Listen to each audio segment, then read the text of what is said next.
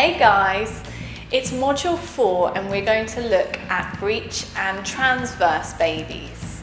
So before we really start, just to have a clear idea of what breech and transverse means. So if your baby is lying transverse, it means that he or she is lying across your body. Typically that might be straight across, or they may be angled downwards like this, but not properly engaged, or the other way round.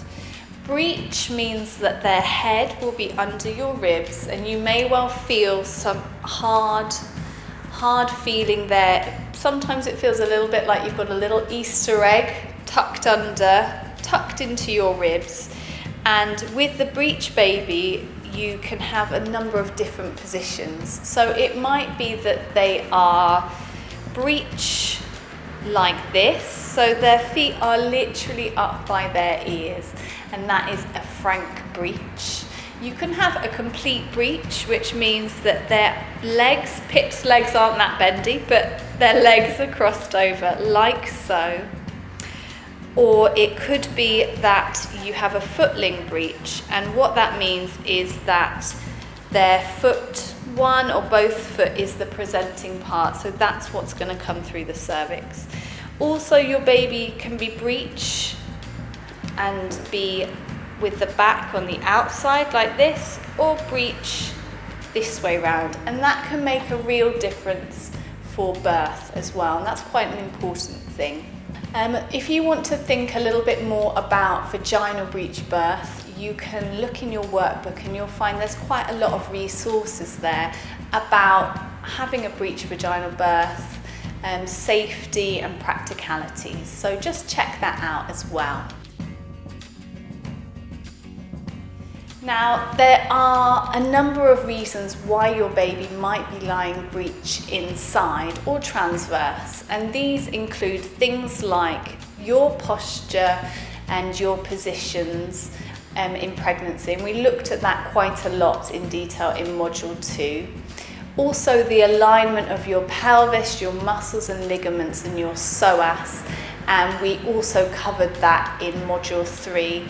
Other things that can have an impact are things like trauma. So maybe you've been in a car accident or some kind of accident that's affect your pelvis. That can have a really significant impact on the way baby lies inside as well.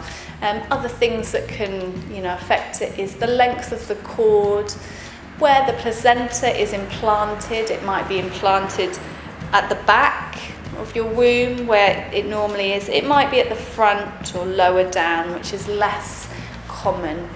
It's really important to acknowledge that not all breech babies are meant to turn. So if your baby won't turn, there could be a really good reason for that. There are a number of methods that I would really recommend to encourage your baby to turn. And these include the reboso that we learned in module 2 with Barbara.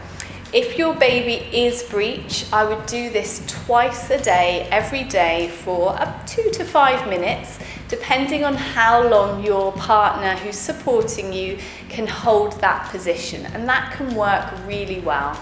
Also, complete this with the postures in the next video.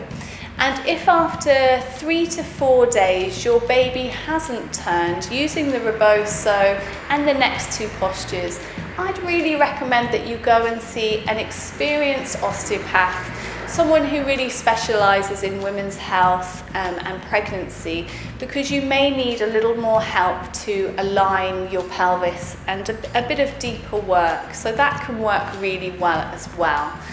Also, seeing an acupuncturist who will treat you with acupuncture and moxibustion can work beautifully, and it's better to start that as soon as you find out that baby is breech, even if that's 34 or 35 weeks, when they have a lot more space to turn.